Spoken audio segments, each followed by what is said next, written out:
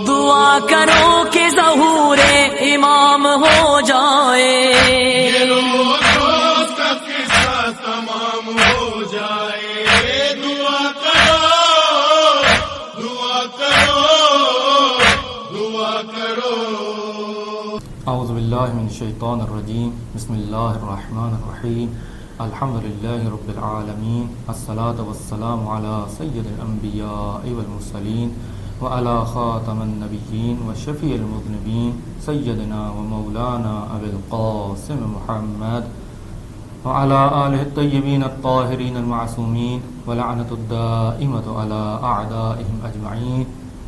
اما بعد فقد قال اللہ تبارک و تعالی فی کتابہ المجید، بسم اللہ الرحمن الرحیم، وَلَقَدْ كَتَبْنَا فِي الزُّبُورِ مِن بَعْدِ الذِّكْرِ أَنَّ الْأَرْضَ يَرِثُهَا عِبَادِيَ الصَّالِحُونَ۔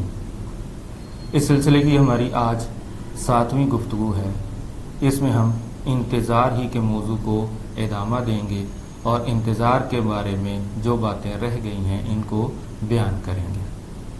ظہور کی تعجیل کے بارے میں جہاں بہت زیادہ تاکید کی گئی ہے کہ ہم امام کے ظہور کی دعا کیا کریں اور اس میں یہ دعا کریں کہ خدا اس ظہور میں تعجیل فرمائے اور گریہ وزاری کریں امام کے فراق میں، وہیں پہ اس بات کی بھی تاکید کی گئی ہے کہ اس میں عجلت اختیار نہ کریں اور جلد بازی کا مظاہرہ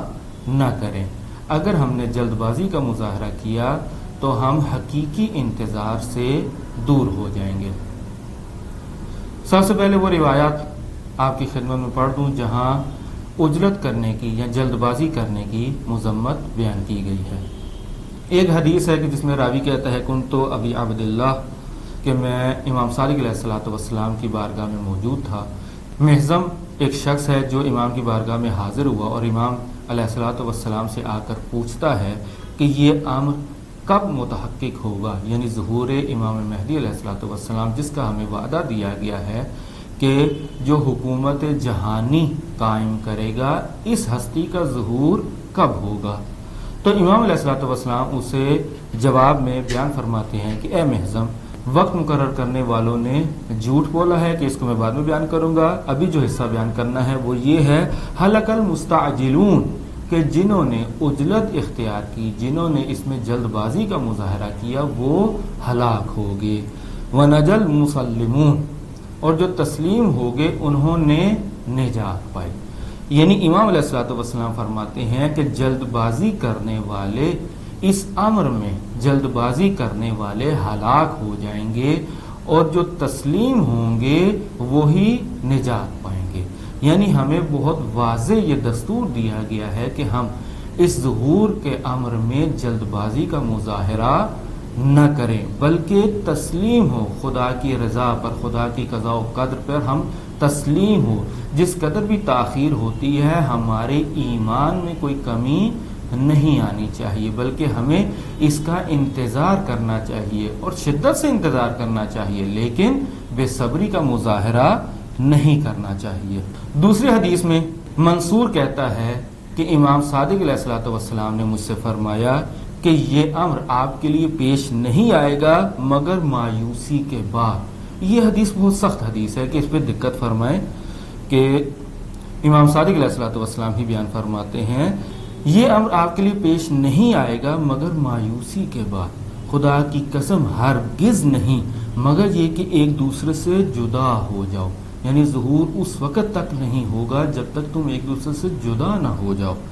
خدا کی قسم ہرگز یہ امر متحقق نہیں ہوگا مگر یہ کہ تم آزمائے جاؤ۔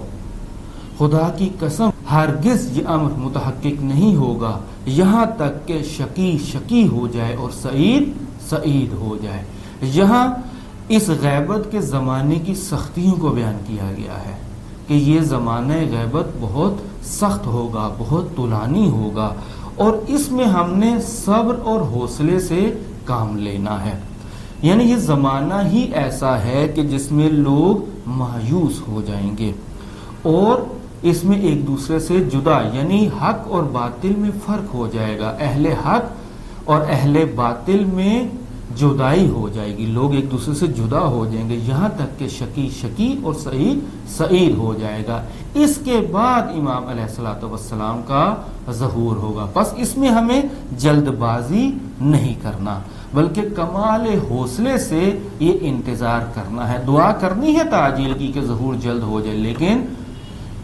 جسے ہم بیوقوفانہ جلد بازی کہتے ہیں، ایسی جلد بازی کا مظاہرہ نہیں کرنا۔ ایسی جلد بازی سے ہوتا کہ اس کے نقصانات کیا ہوتے ہیں، تو اس کے نقصانات کی طرف بھی اشارہ کر دیں کہ یہ جلد بازی کے کیا نقصانات ہوتے ہیں۔ اس کے نقصانات یہ ہوتے ہیں کہ لوگ جھوٹے اور گمراہوں کے پیچھے چل پڑتے ہیں۔ جیسے مثلا کچھ لوگ آتے ہیں جو نیابت کا دعویٰ کرتے ہیں، کہتے ہیں ہم امام کے نائب خاص ہیں، اور لوگ ان کے پیچھے چل پڑتے ہیں۔ کیوں؟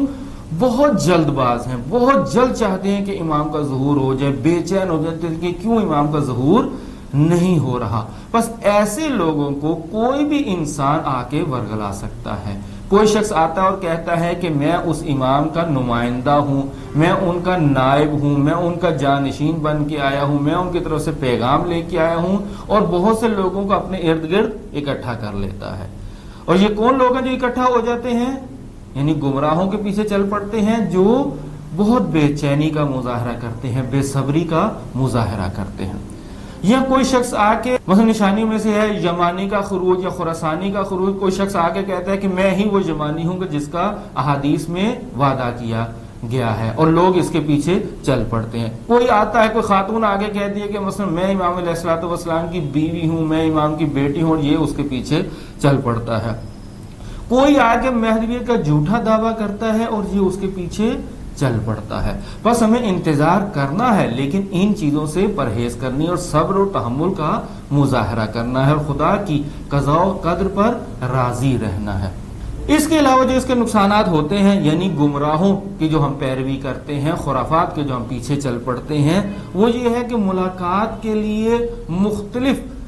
جو ٹوٹکے لوگ بیان کرتے ہیں، ملاقات کے لیے مختلف چیزیں بیان کرتے ہیں جو غیر اسلامی چیزیں ہیں، جن کا اسلام نے دستور نہیں دیا۔ کوئی آتا ہے، شخص کہتا ہے کہ میں تمہاری امام سے ملاقات کرواتا ہوں، وہ آ کے غیر اسلامی حرکات اس کے سامنے پیش کرتا ہے، کہتا ہے کہ تم ایسے ایسے کام کرو تو تمہیں امام سے ملاقات حاصل ہو جائے گی۔ یعنی بے صبری کرنے والا ایسے جھوٹے لوگوں کے پیچھے چل پڑتا ہے، خرافات کا شکار ہو جاتا ہے، جہالت کا شکار ہو جاتا ہے، یا امام علیہ الصلوۃ والسلام کے ظہور کی ایک چیز نشانی نہیں ہے، سمجھتا ہے کہ یہ امام کے ظہور کی نشانی ہے۔ کہیں کوئی سرخ آندھی چلی، سوال کرتا ہے کہ یہ امام کے ظہور کی نشانی ہے، اب امام کا ظہور نزدیک ہو گیا ہے۔ کبھی کوئی سیلاب آیا، کبھی کوئی زلزلہ آیا، کبھی کوئی خاص واقعہ رونما ہوا، تو سمجھتا ہے کہ یہ امام کے ظہور کی علامت ہے، در حالی کہ کہیں بھی اس کو علامت کے طور پر بیان نہیں کیا گیا۔ بے صبری کا جو دوسرا بڑا نقصان ہوتا ہے وہ یہ ہے کہ انسان غیبت کی حکمت کا انکار کر دیتا ہے۔ پروردگار نے امام کو اپنی آخری حجت کو، اس ذخیرہ الہی کو محفوظ کیا ہے ایک عرصے کے لیے، اور لوگوں کی نظروں سے اوجھل کیا ہے، اور پہلے بھی بیان کیا تھا کہ یہ خدا کے رازوں میں سے ایک راز ہے، اسرار الہی میں سے ہے، خدا حکیم ہے، اور انہیں حکمت کے تحت پردہ غیبت میں لے گیا ہے۔ یہ شخص جو جلد باز ہے، خدا کی اس حکمت کا انکار کرتا ہے، اور نتیجے میں خدا کی عدالت پہ شک کرنا شروع ہو جاتا ہے۔ بس اگر کوئی انسان بے صبری کا مظاہرہ کرتا ہے تو اس کے یہ شدید نقصانات ہیں۔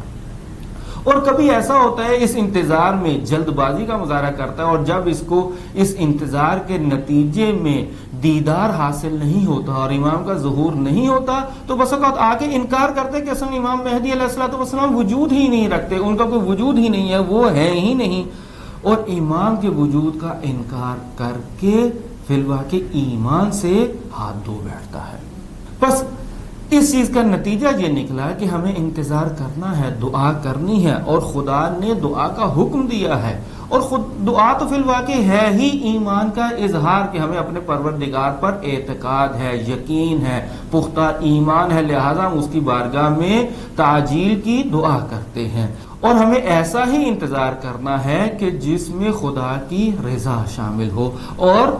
خدا کی رضا پہ ہم لوگ راضی ہوں اور بے صبری کا مظاہرہ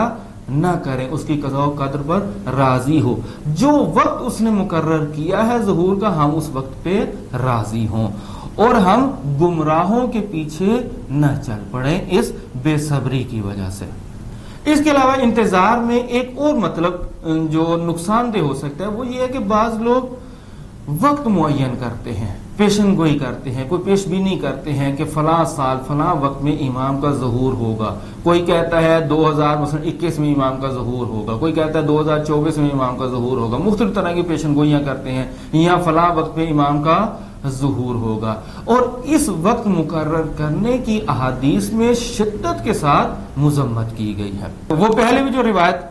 عرض کی تھی کہ جس میں محزم جو آ کے امام سے سوال کرتا ہے اور امام اس میں بیان کرتے ہیں کذب الوقاتون، جھوٹا ہے وہ شخص کہ جو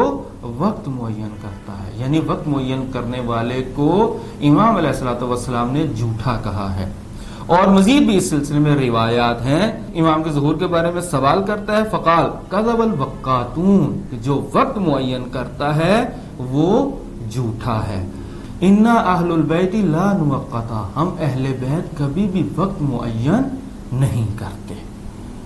یعنی جس نے وقت معین کیا وہ ہلاک ہو گیا، اور ہم اہل بیت کبھی بھی وقت معین نہیں کرتے۔ یعنی جب بھی کوئی آ کے امام معصوم سے سوال کرتا تھا کہ یہ ظہور کب ہوگا تو امام کبھی بھی وقت معین نہیں کرتے تھے۔ ایک اور روایت پڑھ دو آپ کی خدمت میں، ان ابی جعفر علیہ الصلوۃ والسلام قال قلت لهذا الامر، وقت آیا اس امر کے لیے، اس ظہور کے لیے آیا کوئی وقت مقرر ہے؟ فقال کذب الوقاتون کذب الوقاتون کذب الوقاتون، 3 دفعہ امام علیہ الصلوۃ والسلام فرماتے ہیں کہ وقت معین کرنے والا کاذب ہے، یعنی جس نے وقت معین کیا وہ جھوٹا ہے، اور 3 دفعہ اس کلمے کو امام علیہ الصلوۃ والسلام نے بیان فرمایا ہے۔ پس انتظار میں یہ ایک مطلب اہم ہے، ایک تو نہ ہم بے صبری کا مظاہرہ کریں اور نہ ہی وقت معین کریں، اور جس نے بھی وقت معین کیا وہ جھوٹا ہے۔ اب جو اگلا مرحلہ آتا ہے اس میں وہ یہ ہے کہ ہم منتظرین کے وظائف کیا ہیں، ہم کیسے امام کا انتظار کریں، منتظرین کو کیا کرنا چاہیے کہ ہم امام سے نزدیک ہو سکیں، وہ جس انتظار کے اس قدر فضائل بیان کیے گئے ہیں وہ انتظار کیسا ہونا چاہیے، ہماری ذمہ داری اس غیبت میں کیا بنتی ہے۔ ان میں سے بعض چیزوں کی طرف احادیث میں اشارہ کر دیا تھا جن احادیث کو بیان کیا تھا، اب جدا گانا ان وظائف کو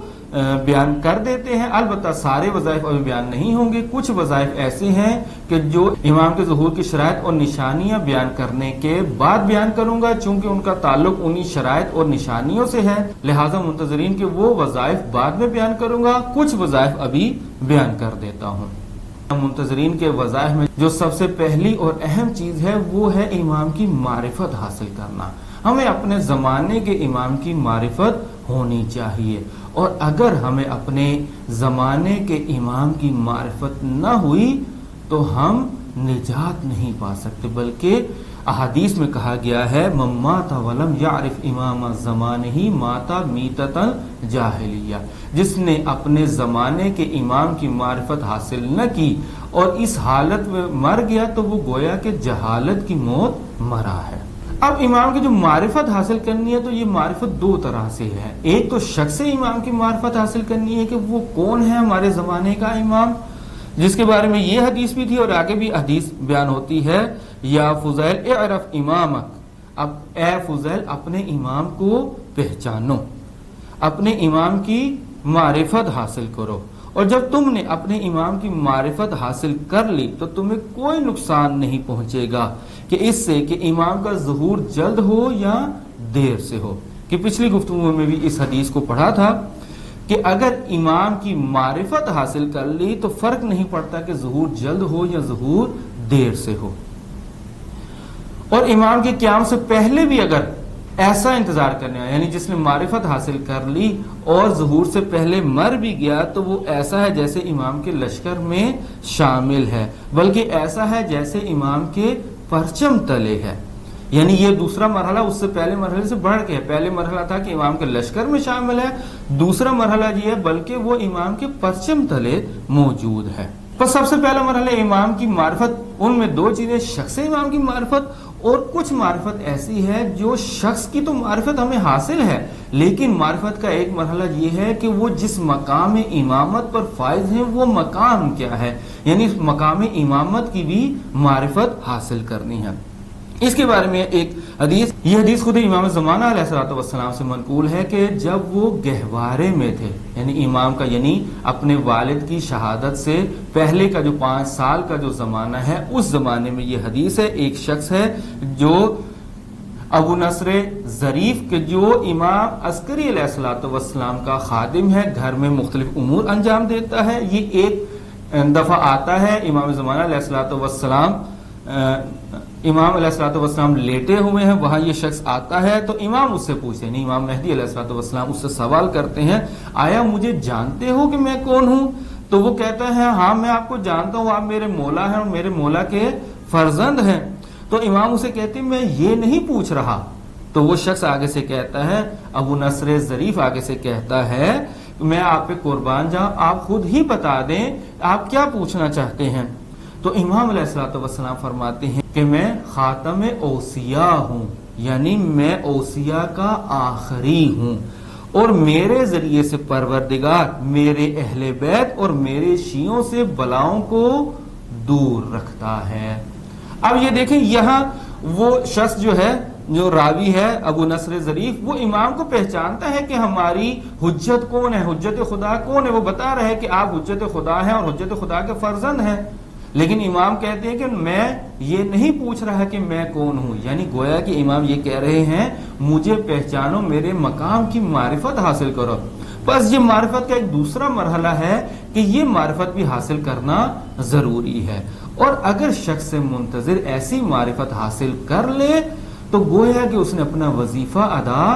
کر دیا، اور بے شک ظہور نہ ہو یہی معرفت اور یہی انتظار اسے نجات بھی دے گا اور اسے امام کے لشکر میں شامل ہونے والوں کا ثواب بھی عطا کرے گا۔ منتظرین کے وظائف میں سے دوسرا وظیفہ یہ ہے کہ امام سے محبت کرے، یعنی پہلا وظیفہ تھا امام کی معرفت حاصل کرے، دوسرا وظیفہ یہ ہے کہ امام کی محبت اپنے دل میں رکھتا ہو، اور یہ قرآن کی طرف سے بھی ہمارا وظیفہ لگایا گیا ہے۔ قرآن نے بھی کہا قُل لَا أَسْأَلُكُمْ عَلَيْهِ أَجْرًا إِلَّا الْمَوَدَّةَ فِي الْقُرْبَى، کہ یہ قربہ کی مودت، یہ قرآن نے ہماری ذمہ داری لگائی ہے کہ ہم رسول اللہ کے قربہ سے محبت رکھیں، اور منتظرین کی بھی یہ ذمہ داری بنتی ہے کہ اپنے امام سے محبت اور مودت رکھتا ہو۔ کیسی مودت اور محبت رکھے؟ یعنی ایسی مودت اور ایسی محبت رکھتا ہو کہ اپنی پسند پر امام کی پسند کو ترجیح دے، یعنی کچھ چیزیں ایسی ہیں جس کو خود پسند کرتا ہے لیکن دیکھتا ہے کہ میرے امام یہ چیزیں پسند نہیں کرتے، تو اسے چاہیے اپنی پسند کو چھوڑ دے اور اپنے امام کی پسند کو اپنا لے۔ محبت اسی کو کہتے ہیں کہ اپنی پسند پر اپنے محبوب کی پسند کو فوقیت دے، اولویت دے۔ اور اس کے بارے میں بھی روایت احتجاج تبرسی میں یہ روایت ہے، بیان فرماتے ہیں فَلْيَعْمَلْ كُلُّ اِمْرٍ، پس اس حدیث میں یہ بیان فرمایا جا رہا ہے کہ تم میں سے ہر شخص ایسا کام کرے جو ہماری محبت سے نزدیک کر دے، یعنی ایسا کام کرو جو ہماری محبت اور ہم سے تمہیں نزدیک کر دے، اور ایسے کام نہ کرو جنہیں ہم پسند نہیں کرتے، جن کو ہم مکروہ سمجھتے ہیں، جنہیں ہم ناپسند کرتے ہیں ان کو انجام نہ دو، اور جنہیں ہم پسند کرتے ہیں انہیں انجام دو۔ یعنی ممکن ہے ایسے کام جن کو ہمارے ائمہ پسند کرتے ہیں ہم پسند نہ کرتے ہوں، لیکن محبت کا تقاضا یہ ہے کہ ہم ان کی پسند کو ترجیح دیں، اور جن چیزوں کو وہ پسند نہیں کرتے ان کو ترک کریں۔ محبت کا اظہار کریں اپنے امام سے، اور امام کی غیبت پر غم اور غصے کا اظہار کریں، کہ اس سلسلے میں بہترین دعا ہے دعائے ندبہ کے لیے، فی الواقع امام کی غیبت کا نوحہ ہے، اس دعا کی تلاوت کریں اور اس دکھ کا اظہار کریں کہ ہم اپنے امام سے دور ہیں۔ اپنے فرزندوں کے نام رکھیں امام کے نام پر، کہ یہ ساری چیزیں اس محبت کا اظہار ہے کہ جو منتظرین کی ذمہ داری ہے کہ اپنے امام سے محبت کا اظہار کریں۔ اگلا وظیفہ جو منتظرین کا بنتا ہے وہ یہ ہے کہ اپنے امام کو نمونہ عمل قرار دے، नमूने अमल किसी और शख्स को, किसी और शख्सियत को करार न दे, बल्कि अपने इमाम को नमूना अमल करार दे। और फरमाते हैं कि खुश नसीब हैं वो लोग जो मेरी नस्ल में से मेहदी को इस हाल में देखें कि इनके क़याम से पहले खुद इनकी और इनसे पहले आइम्मा की इक्तिदा करते हों। कि जो खुश नसीब हैं ऐसे लोग कि जो इमाम के ज़हूर से पहले उनको नमूने अमल करार देते हों और उनकी इक्तिदा करते हों और इनके दुश्मनों से बेजारी का ऐलान करते हों। ऐसे अफराद मेरे दोस्त और मेरे साथी हैं और यही लोग मेरे नजदीक मेरी उम्मत के सबसे मुअज़्ज़ज़ और अजीम अफराद हैं। यानी ये जो इमाम की पैरवी करते हैं, इमाम, अब ये देखिए इससे फर्क नहीं पड़ता कि ये पैरवी इमाम के ज़हूर के बाद हो या पहले हो, गैबत में ही अगरचे हम क्यों ना हो, ज़माने गैबत में जो हमारा वजीफा बनता है कि हम अपने इमाम के पैरो बने और उनकी इक्तिदा करें, उनको नमूने अमल करार दें। और जो शख्स भी इमाम ज़माना अलैहिस्सलातु वस्सलाम को अपना उल्गू करार देता है, अपना नमूना अमल करार देता है, तो उस शख्स के बारे में कहते हैं कि वो मेरे दोस्त हैं और वो मेरे साथी हैं और मेरी उम्मत के मुअज़्ज़िज़ अफराद हैं। और एक और हदीस में बयान किया जाता है कि कोई भी चीज हमें शियों से जुदा नहीं करती मगर खुद इनके बुरे आमाल हैं जो हमारे पास पहुंचते हैं, जिन आमाल को हम पसंद नहीं करते। यानी अगर कोई शख्स हमें अपने इमाम से जुदा करती है तो वो हमारे बुरे आमाल हैं। कौन से बुरे आमाल? जो हमारे आइम्मा की नजर में बुरे हैं। मुमकिन है हमारी नजर में अच्छे हों लेकिन हमारे आइम्मा की नजर में वो आमाल बुरे हैं। ऐसे आमाल हमें अपने इमाम से दूर कर देते हैं, जिन आमाल को हम पसंद नहीं करते, और ना ही ऐसे कामों की हमें अपने शियों से तवक्को है। यानी इमाम दुख का इजहार करते हैं ऐसे कामों से कि जब हमारे शियों के काम हम तक पहुंचते हैं जिन्हें हम पसंद नहीं करते, तो ये चीज हमारे शियों को हमसे जुदा कर देती है। बस मुंतजरीन का जो वजीफा है कि हम अपना अमल ऐसा करें जो हमारे इमाम की बारगाह में पसंदीदा करार पाए। और आजकल हम ये देखते हैं कि बस वक़्त हम इमाम की खुशी करते हैं लेकिन खुशी इस तरह से कर रहे होते हैं कि जिससे हम खुश हो रहे हैं, दरहाली कि हमें आइम्मा की खुशी ऐसे करना है जिससे हमारे आइम्मा खुश हों। अगला वजीफा जो मुंतजरीन का बनता है वो ये है कि अपने इमाम को हमेशा याद रखें और अपने इमाम की याद से गाफिल न हो। अगर हम अपने इमाम की याद से गाफिल हो गए तो गोया कि हम नाबूद हो गए और हम अपने आप को कभी भी इस दुनिया की होलनाकियों से निजात नहीं दे सकेंगे। और वो चीज जो हमें इस जमाने गैबत में बचा सकती है और हमें इमाम के इंतजार पर साबित कदम रख सकती है और हमें इमाम की पैरवी पे पाबंद रख सकती है और हमें इमाम से मुत्तसिल रख सकती है, वो इमाम की याद है कि कभी भी इमाम की याद से हम गाफिल न हो। और इसकी मुख्तलिफ चीजें हैं कि कैसे हम अपने इमाम को याद रख सकते हैं। इस सिलसिले में हमें अपने इमाम की मारिफत हासिल करना है और हमारे इमाम ऐसे हैं कि जो माँ बाप से भी बढ़ के हमसे मोहब्बत करते हैं। जब हम ये देखें कि हमारे वालिदैन से बढ़ के हमारे इमाम हमसे मोहब्बत रखते हैं तो हम कैसे ऐसे इमाम की याद से गाफिल हो सकते हैं। और ये याद ही है कि जो हमें इस दुनिया में निजात दे सकती है। और हर जगह शियों के हालात पर नजर रखे हुए हैं। हमारे आइम्मा या हमारे इमाम अलैहिस्सलातु वस्सलाम जमाने की आखिरी हुज्जत शियों के हालात पर नजर रखे हुए हैं और हमें भी इनकी याद से गाफिल नहीं रहना। इमाम अलैहिस्सलातु वस्सलाम को याद करने का जो अगला जरिया है वो ये है कि इमाम के ज़ुहूर के लिए बहुत ज़्यादा दुआ की जाए। यानी हम हर दम इमाम के ज़ुहूर के लिए दुआ करते रहें और ये चीज़ आइम्मा की अहादीस में भी बहुत ताकीद के साथ बयान किया गया है। हम दुआए सलामती इमाम ज़मान अलैहिस्सलातु वस्सलाम की तिलावत करते रहें, इमाम अलैहिस्सलातु वस्सलाम के लिए सदका दें। जैसे कि हम अपने लिए सदका देते हैं तो हम अपने इमाम के लिए भी ज़रूर सदका दें। منتظرین کے وظائف میں سے اگلی چیز جو ہے وہ ہے انتظار کرنا، اور اس کو چونکہ ہم بیان کر چکے ہیں، اس کو جداگانہ بیان نہیں کریں گے۔ بہرحال یہ بھی منتظرین کے وظائف میں شامل ہے کہ اپنے امام کا انتظار کریں۔ آخری اور اہم چیز جو منتظرین کے وظائف میں شامل ہے وہ یہ ہے کہ ان کی غیبت میں ان کی ولایت سے متمسک رہیں اور ان کی ولایت سے ہاتھ نہ دھوئیں، اور ہم ہمیشہ ان کی ولایت پر ثابت قدم رہیں۔ احادیث میں اس طرح سے بیان ہوا ہے، خوشا بحال ان شیعوں کے لیے خوش نصیبی ہے کہ جو امام مہدی علیہ الصلوۃ والسلام کی غیبت میں ولایت کی رسی سے متمسک رہے ہیں۔ امام سجاد علیہ الصلوۃ والسلام فرماتے ہیں کہ جو بھی ہمارے مہدی کی غیبت میں ان کی ولایت سے متمسک رہے تو اس کا ثواب بدر اور احد میں شہید ہونے والے 1000 افراد جیسا ہے۔ یعنی جو شخص غیبت میں ولایت سے متمسک رہتا ہے تو بدر و احد میں شہید ہونے والے 1000 شہیدوں جتنا اس کو ثواب ملے گا۔ اس کے علاوہ امام صادق علیہ الصلوۃ والسلام فرماتے ہیں کہ ایک وقت ایسا آئے گا کہ ان کی حجت ان کی نظروں سے اوجھل ہو جائے گی۔ تو زرارہ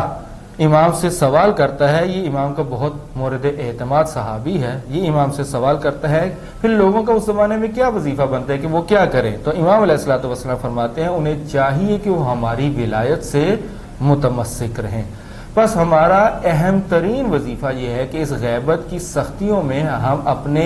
ائمہ سے اپنا رابطہ کٹنے نہ دیں اور ان کی ولایت پر ثابت قدم رہیں۔ خدا ہمیں توفیق عطا فرمائے کہ ہم منتظرین کے تمام وظائف پر اچھے انداز میں عمل کر سکیں، اور وہ جو فضائل اور جو ثواب کا وعدہ دیا گیا ہے منتظرین کے لیے ہم اس ثواب کو حاصل کر سکیں اور ان تمام وظائف کو انجام دے سکیں۔ والسلام علیکم ورحمۃ اللہ وبرکاتہ۔ دعا کرو کہ ظہور امام ہو جائے۔